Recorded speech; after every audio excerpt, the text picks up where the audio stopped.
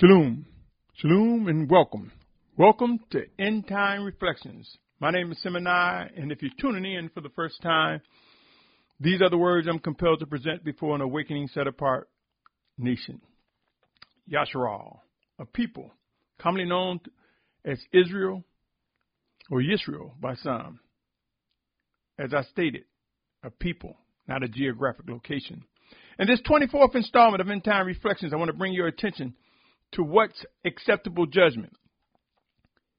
My brothers and sisters, when we often hear the word judgment, we tend to get defensive if it is directed at us. We have no problems talking about judgment on others, but when it's directed at us, we get defensive. We reach for excuses. We stall the process of refinement.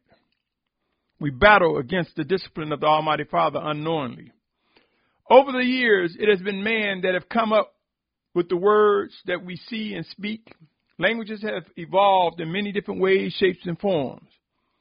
I am not saying this to say that the word judgment is wrong, nor am I saying we should not use the word. But what I want you to do, I want to invite you to dive into the function of the word judgment.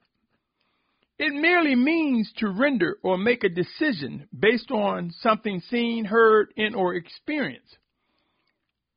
Allow me to read the following as we step into the words acceptable judgment. Psalms 98:9 say, "For he shall come to judge the earth.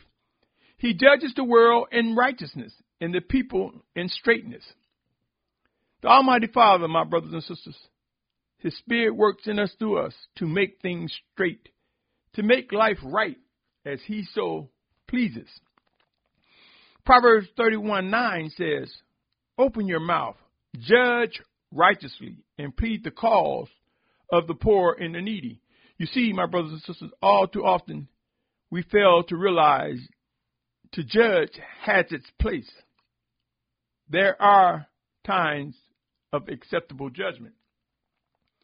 My brother, my sister, hear these words. 1 Peter 4:17 through 19 say, "Because it is time for judgment to begin from the house of the Almighty One. And if firstly from us, what is the end of those who do not obey the good news of the Almighty One?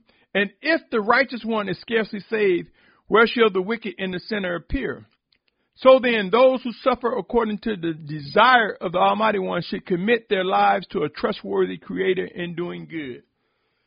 Yashar'al, my brothers and sisters, as the Almighty Father works in us, through us, one towards another, as He renders His discipline and judgment against the things that fall outside of His living instructions, there are mores, teachers, pastors, and leaders. There are brothers and sisters who will falsely judge someone being obedient that has been chosen by the Almighty Father to deliver a message of judgment, a message of correction. And all too often I've seen the most outspoken person say that Yahuah is not the author of confusion. They bring in confusion in here. I submit to you, O Yashar'al, during these end times, we must ask, what is the person executing judgment on? What is the judgment? Is it an acceptable judgment? Is it on target? Is it something we need to correct? If you are listening to this podcast with another, my brothers and sisters, consider pausing and discuss what you get out of the passage I just read, referencing judgment beginning at the house of Yahuah. Ask one another, how do they interpret the word judgment? Is the initial response a knee-jerk reaction of defense, excuses, and pride? Or do they look at it as pointing fingers at all others but themselves? Inquire about the word judgment. When is it directed at the one in the mirror or towards another? And what should we do at the very least? Discuss just the word itself with others and witness the many different positions people take when it comes to the word judgment. Now let's consider the following. Matthew 7:1 and 2. Matthew 7:1 and 2. It reads, "Do not judge, lest you be judged. For with what judgment you judge, you shall be judged. And with the same measure you use, it shall be measured to you." Some people will interpret that to say, don't judge if you don't want anybody judging you, and leave it at that. But if we are seeking to be obedient to the Almighty Father, if His Spirit works in His set-apart children, one towards another, then we want to judge all interactions, all communications. And we want to be judged, but judged righteously, as I said prior to reading that. My brothers and sisters, John 5:30. Of myself I'm unable to do any matter. As I hear, I judge, and my judgment is righteous, because I do not seek my own desire, but the desire of the Father who sent me. That's John 5:30. John 7:24. 7:24 says, do not judge according to appearance, but judge with righteous judgment. What do the word righteous mean? I submit to you obedience to the Almighty Father, walking straight according to His living word, according to His living guidance. Moving right along, John 8:15 through 18. John 8:15 through 18 reads, you judge according to the flesh. I judge no one, but even if I do judge, my judgment is true, because I am not alone in it, but I and the Father who sent me. And in your Torah also it has been written that the witness of two men is true. I am one who witnesses concerning myself, and the Father who sent me witnesses concerning me. Know this, O Yashar'al. We must distinguish the difference between one who can accurately identify acceptable judgment versus wicked judgment. 1 Corinthians 2:14 and 15 say, but the natural man does not receive the matters of the Spirit, for they are foolishness to him, and he is unable to know them, because they are spiritually discerned. But he who is spiritual discerns indeed all matters, but he himself is discerned by no one. Some versions will say, he who is spiritual judges all things. Whether it's discern or judgment, my brothers and sisters, let's look at the function of the word. They both render a verdict, a decision on a matter that's been seen, heard, witnessed. Let me also present the following. Proverbs 27:17 say, iron is sharpened by iron, and the man sharpens the face of a friend. Yashar'al, set apart family. Pause for a minute. I invite you to examine how brothers and sisters interpret this passage regarding iron sharpening iron. Ask your brother, your sister, your Mori, your teacher, your pastor, what does that mean? And see, do they mention that these are like metals? Do we not know that like metals, iron sharpening iron, meaning both are iron? And when you actually use iron to sharpen iron, there are sparks that will fly. The sparks flying is to remove byproducts or unneeded particles in order that the iron can be sharpened and keen and ready for use, whatsoever that is. In Deuteronomy 4:20, it says, but Yahuah has taken you and brought you out of the iron furnace, out of Mitzrayim, to be his people and inheritance as of today. The iron furnace, out of the heat of the action of the Almighty Father, we came out of Mitzrayim as iron refined in the furnace. We can recognize the experiences that took place in Mitzrayim and what took place coming out. And that was deliverance, O Yashar'al. And sure, much more we learn later as we study the scriptures. Ecclesiastes 10:10 say, if an iron tool is blunt and one does not sharpen the edge, then he needs more strength. And wisdom is advantageous to make it right. Need to know what to do and respond wisely. Do we respond wisely to judgment, whether it be directed to us or a loved one?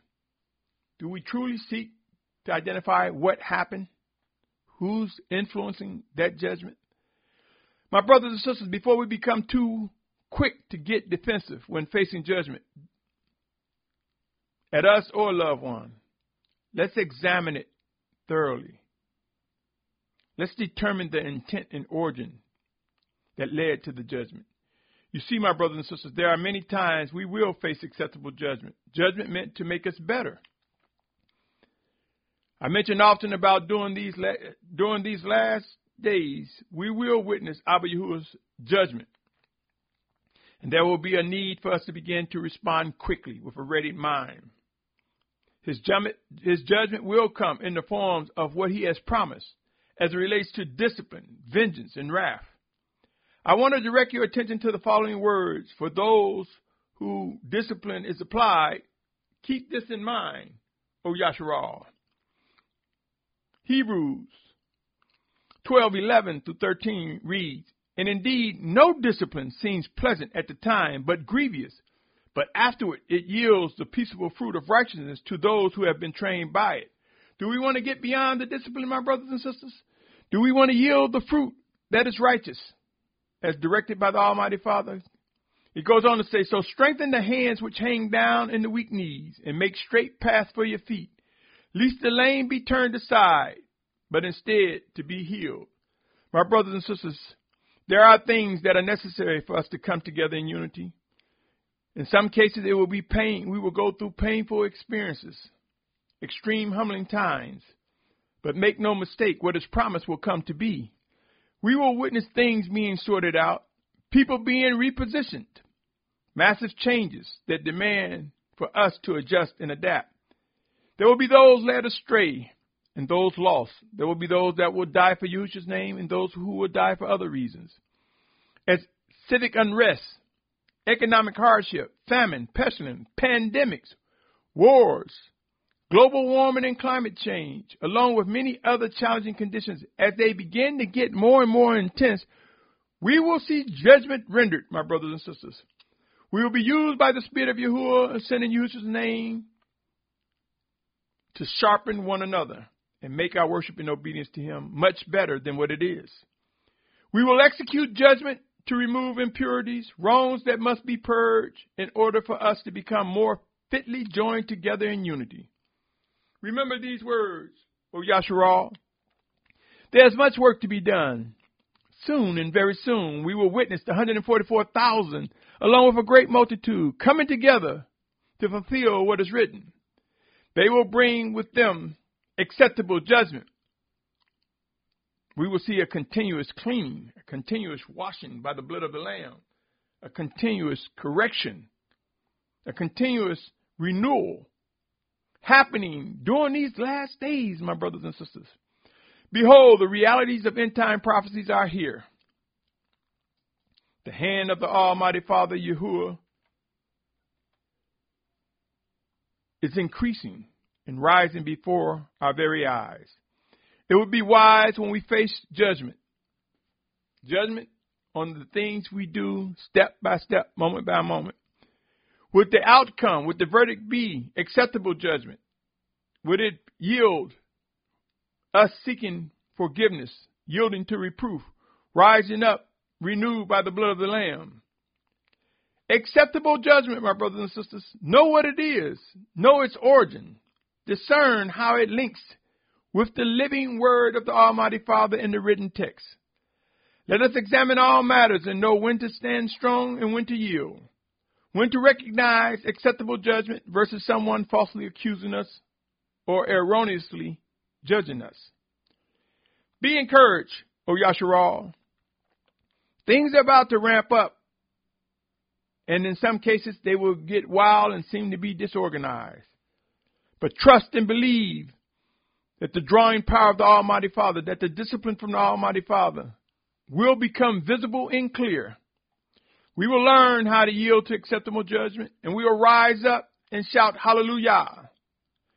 Be encouraged, O Yashar'al. Acceptable judgment is a good thing. I repeated it, and I will probably repeat it again over the days to come. There's much more work to be done, O Yashar'al. Let us seek to discern the tasks that are assigned or that we are being prepared to do. Continue to press into the bosom of Abba Yahuah's Spirit and seek to discern what he is saying to you, to me, to us. Let us receive and yield the life assignments as it relates to these end times, as it relates to the building up of a set-apart nation, as it relates to worshiping and obeying he who is the beginning and the end. On that note, I say to you, my brothers and sisters, again, be encouraged. Much shalom to you, my brother, my sister, my family. Shalom.